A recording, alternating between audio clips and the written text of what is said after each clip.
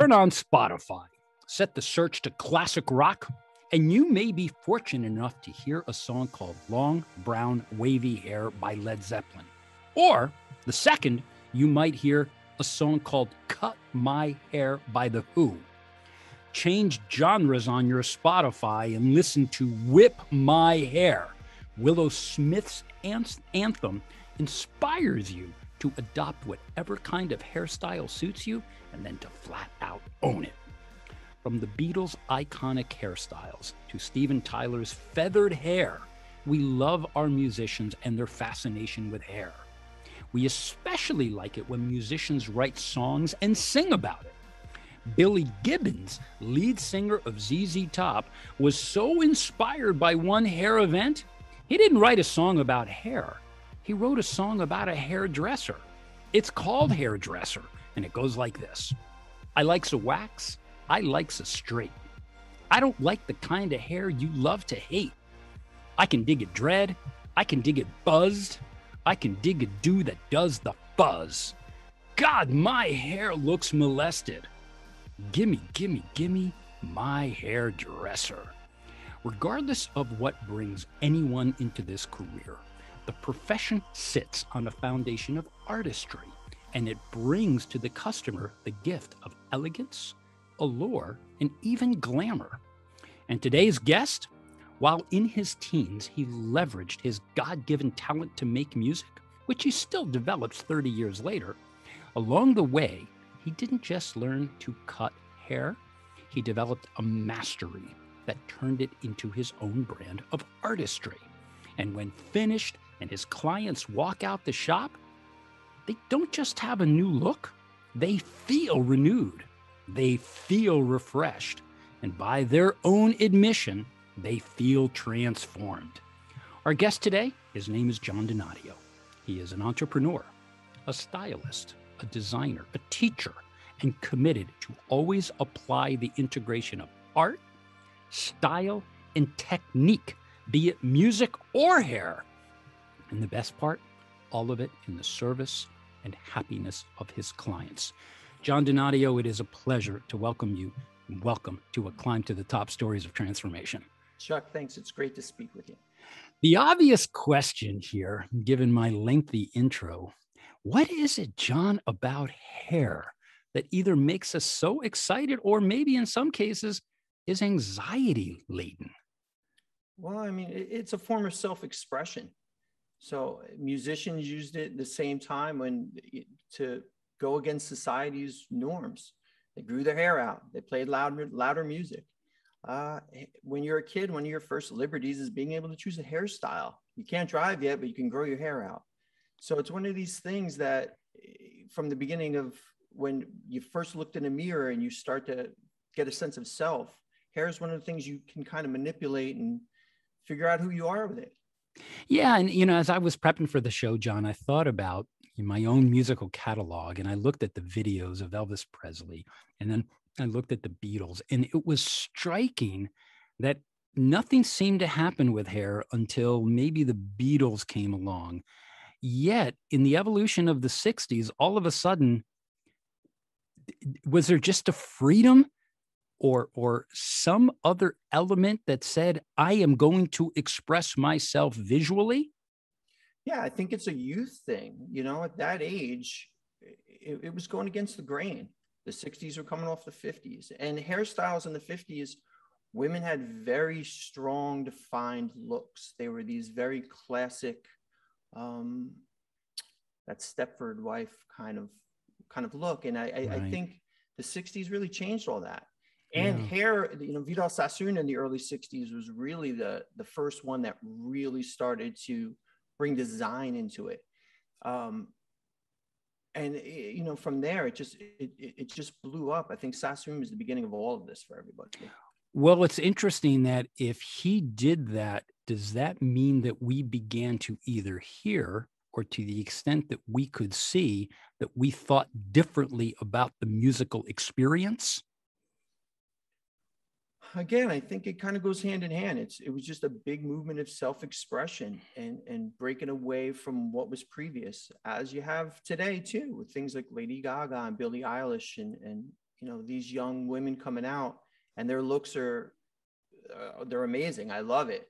But it's not what you see a woman that goes to a job in a more of a conservative business setting where, right. they're pushing it just like the young women did back in the 60s. Well, as you grew up, I suspect your music started before you even cut hair, or were they in parallel? No, music was first for me. Music was since I was a little boy. And walk us through that evolution. Where did it begin? I think with me, it was seeing my grandfather play piano. On my mother's side, my grandfather was a jazz big band pianist, and his brothers, two of his three brothers, they had a band. So I grew up around music in my household. And my mother was a big doo-wops fan.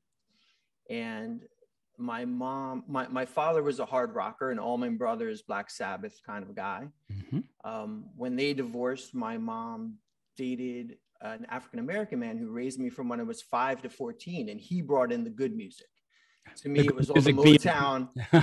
It was Stevie Wonder and the OJs and Smokey Robinson and Michael Jackson, the Jackson 5. Like, that stuff was a big influence on me as a kid. And then when did you start seriously playing a particular instrument? At what age? Guitar was the thing I gravitated to. And I think most kids do. In the early 80s, I mean, I started when I was 12, which was 1982, Christmas Day of 82. And I still have that guitar, actually. And at the time, it was rock and roll. So that was the stuff that drew me in.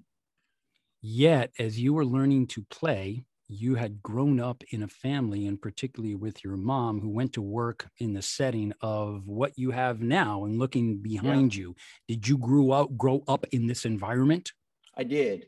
My mother's brother, my mother, her brother, her sister. I have two cousins that do hair. So as I was a little boy, I was running around hair salons. Right. So you were running around hair salons, listening to the sounds of the Temptations. And yeah, in my household, there was a lot of that stuff. So you had Motown, you had some classic rock, you had a variety of influences. I did. Interesting. Now we have a parallel going on here, John. So let's switch to your profession. While music was a big part of your growing up, I suspect somewhere along the line, you made the conscious decision, I'm going to be a musician, I'm going to be a hairstylist, or I'm going to be both. Walk us through how you came to decide that. And the reason I say that is many of our listeners who are at the age that you were describing are trying to think about, what am I going to be in the world? Yeah. Is it one thing? Is it two things? Or the integration of both?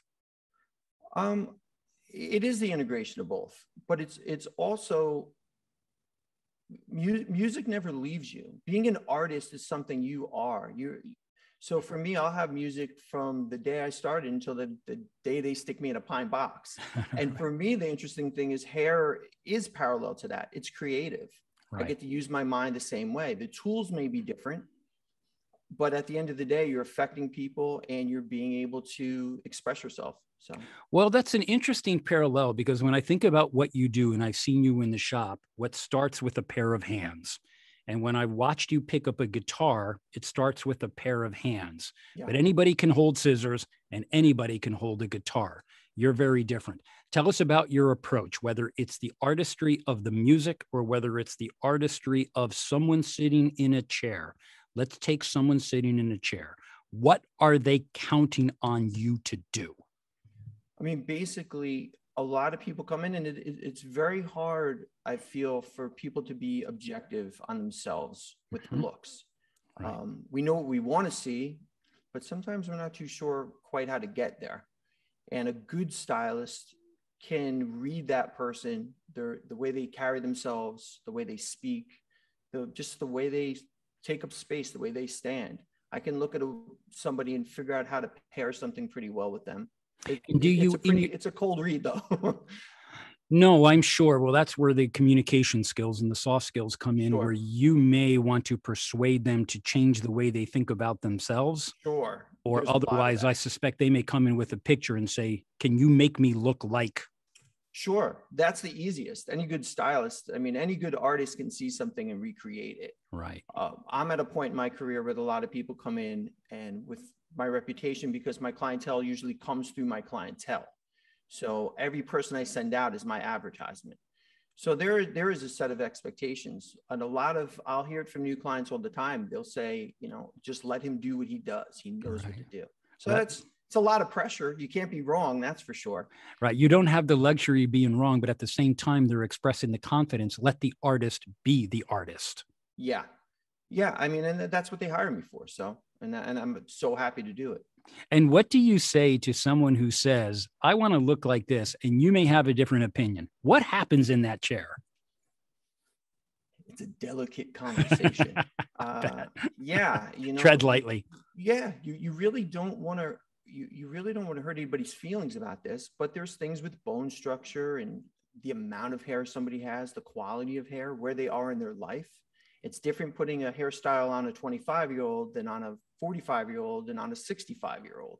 We're all in different areas of our life. And there's no reason you can't look great whatever age you are. You don't have to be 50 and trying to look 25.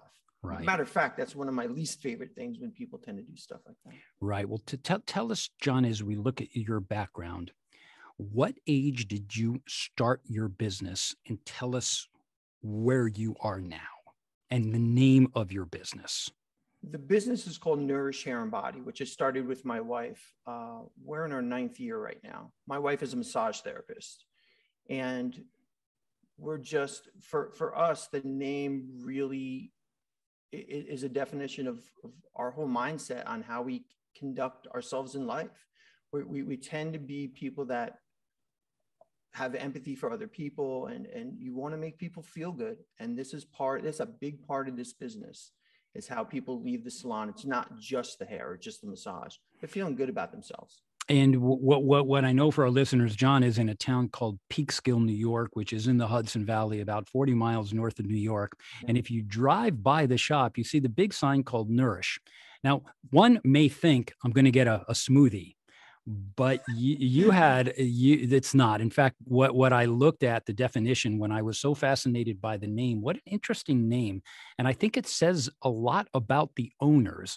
And the definition I wanted to share it with our listeners, because the definition of nourish is to provide with food or other substance necessary for growth, health, and good conditions. Is that what your clients expect?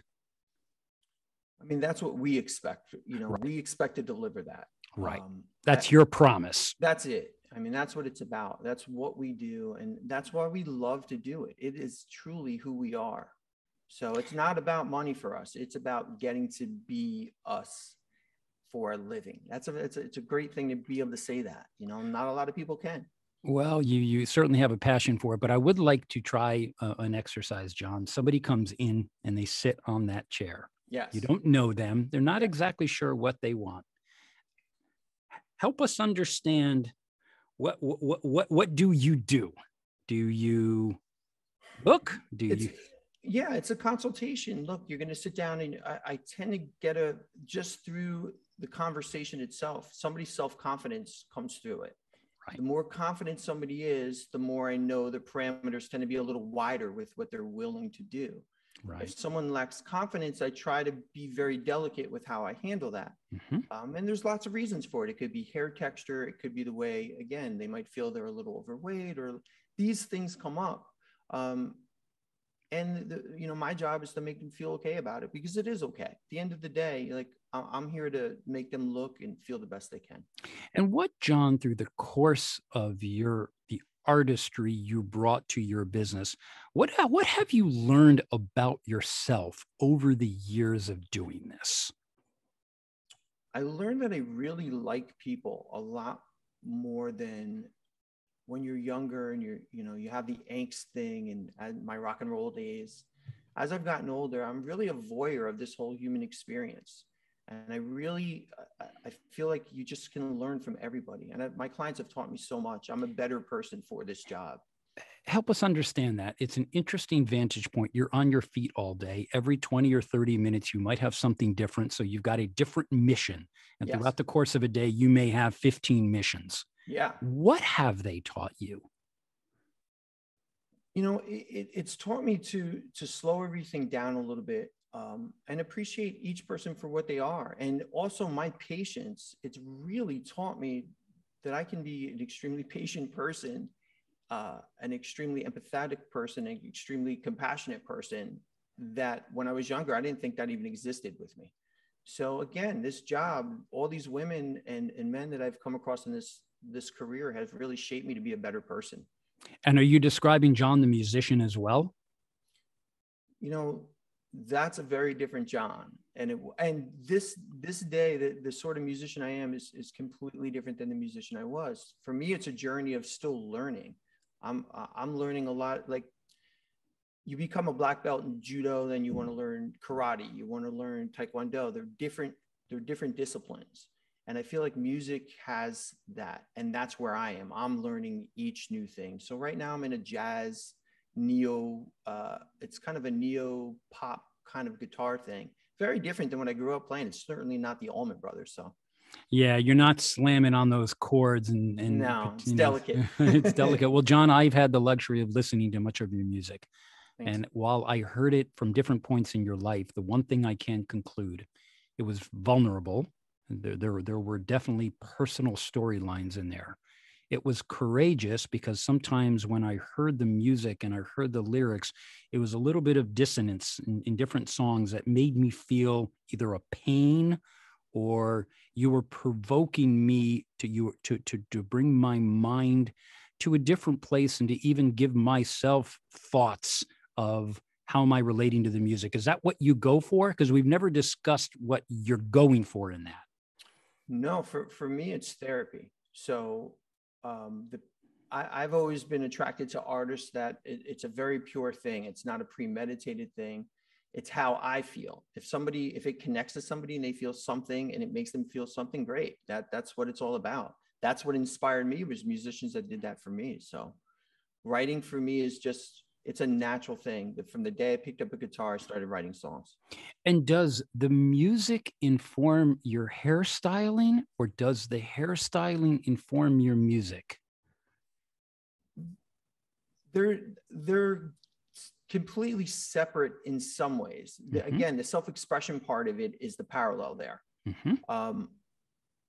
Music for me, again, at home, it's something that I just love to do. It's like breathing. I can't shut it off. Right. Hair, I can shut off. I can take home if I have a good day or a bad day, right, and leave it at work. Right. Music for me is just, it's always part of me.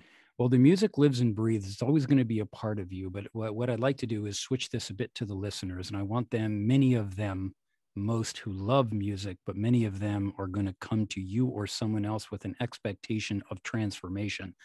And what I know about many of your clients, there's a certain renewal when that hairstyle is all done and they look into that mirror, they feel like $1,000,000.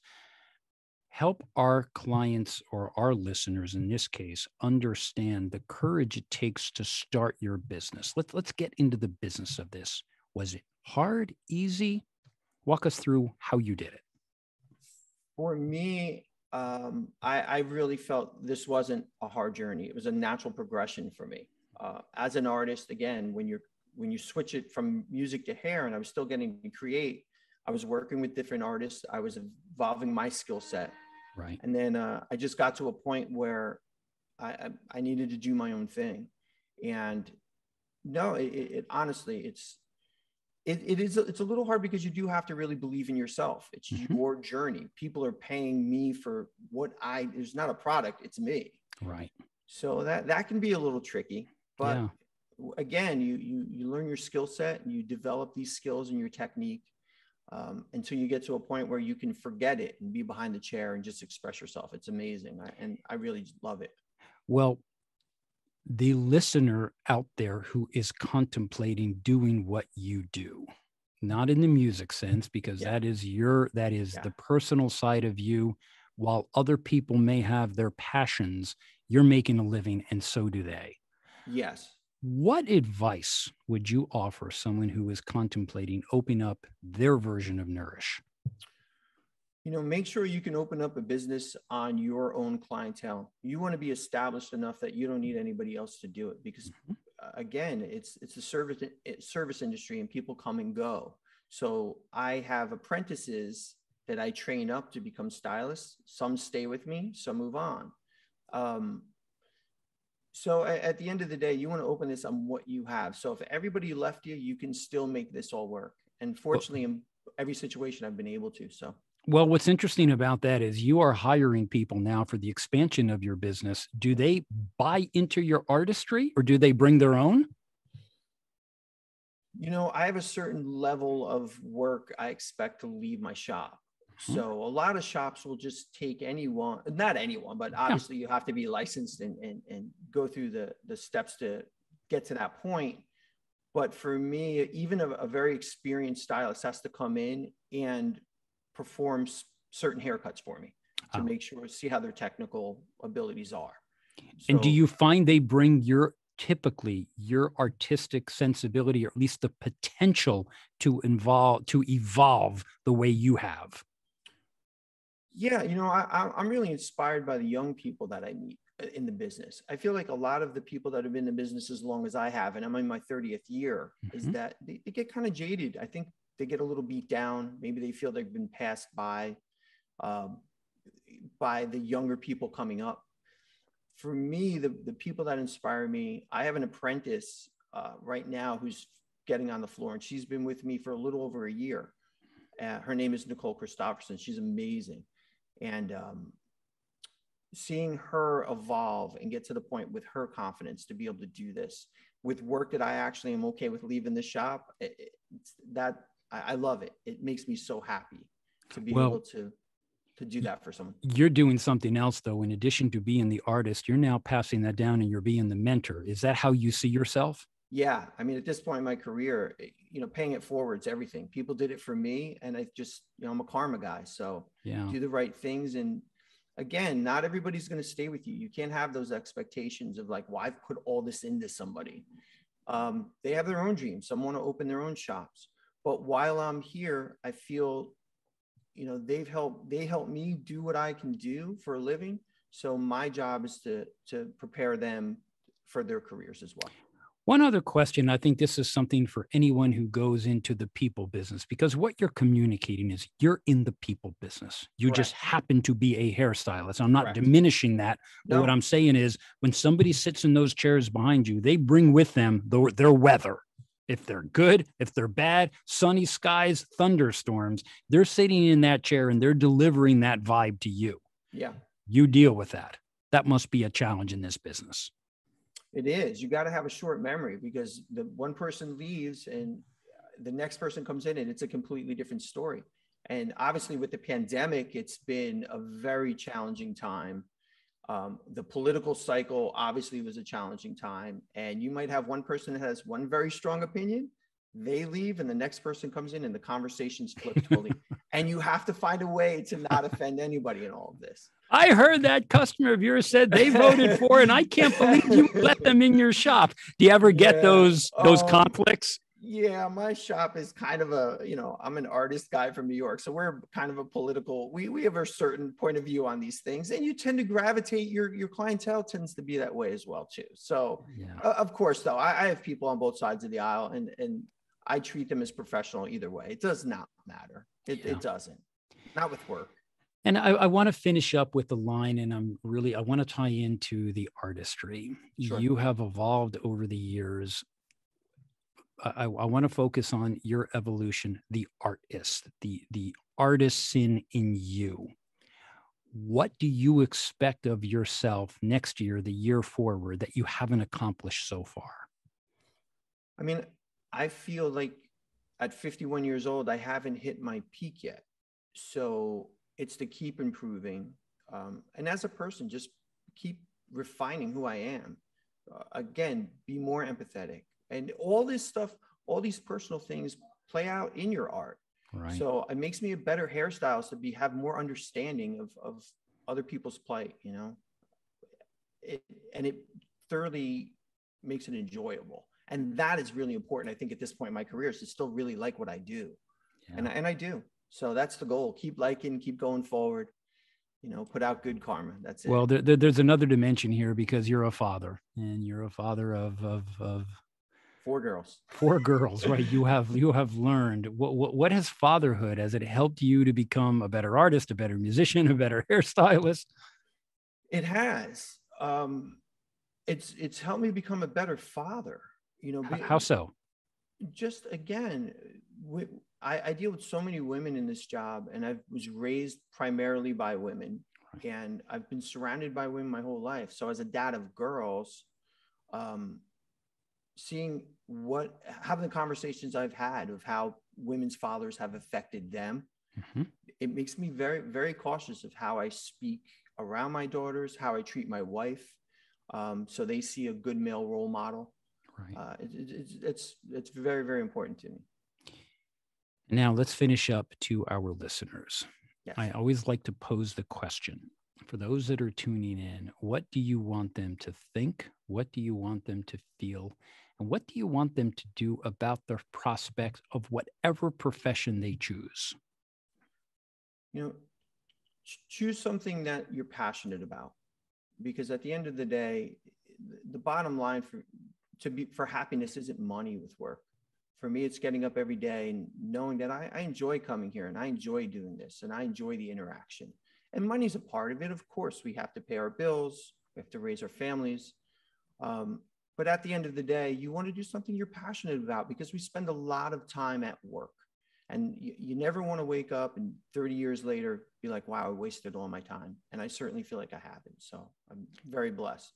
And if one is contemplating opening up their own shop, anything specific you want to convey to them about the business of what you do and the artistry? Take it seriously. You know, act like a professional. People will respect you that way. A lot of people in this business, I think, because there's not college degrees involved, a lot of people look at us like we're kind of slackers that we went into this field. And it's true. The interesting thing, and there are some, look, I've come across a lot of people in this business, but if you take yourself seriously, you act like a professional, and you put that out there in the world, have a good skill set, and be an honorable person. It's not about upselling people. Do good work, treat people right, and it all comes back to you. Yeah. To our listeners who may want to come up to Peekskill, New York, and give John Donadio a try, where do we find you? NourishHairBody.com. That's the website for the salon. There's a link to our Instagram on there. That's easy enough to find us. We're on Facebook as well. So. And how about your music, John? I know there's some out there. If one wants to tap into your sound, where do they find it? I have something on Spotify under Donadio, which is my last name. There's a couple songs up there. Reverb Nation, Donadio 3. I'm the third, so it's Donadio 3. There's a bunch of music up there. I think there's some stuff on iTunes as well. So. Yeah. Okay. Well, John, it's been a pleasure, and thank you for coming on to the Climb to the Top. It's a very interesting parallel that you have communicated, and I'm grateful, and I thank you for coming in and talking about your 2 lives. Chuck, I appreciate it. But real quick, I got to say hello to my daughter Zora and my daughter Etta, because they're going to be watching this, and just to know Daddy loves you. Well, to Zora and Etta, let me state how blessed you may feel, but how blessed your dad feels for you, for having you guys around. And it's wonderful to hear the enthusiasm as a parent myself when one speaks about their children.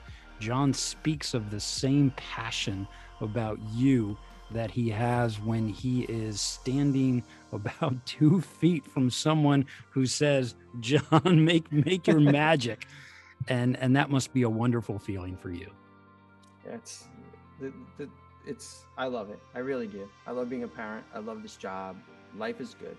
Yeah, life is good. Well, John, thank you to all of those. We are very fortunate that every day you go to work in the service of someone else's good health, their growth, but most of all, their happiness and their self-esteem. And for that, we are grateful. Thank you very much, Chuck. I appreciate it. You're welcome. You're welcome. You have listened to A Climb to the Top. I'm Chuck Garcia. My guest today was John Donadio. You can subscribe to us you can follow us on Instagram. You can subscribe to us on YouTube. You can hear us on C-Suite Radio. We thank you every week for tuning in, and we'll see you next week. Thank you very much.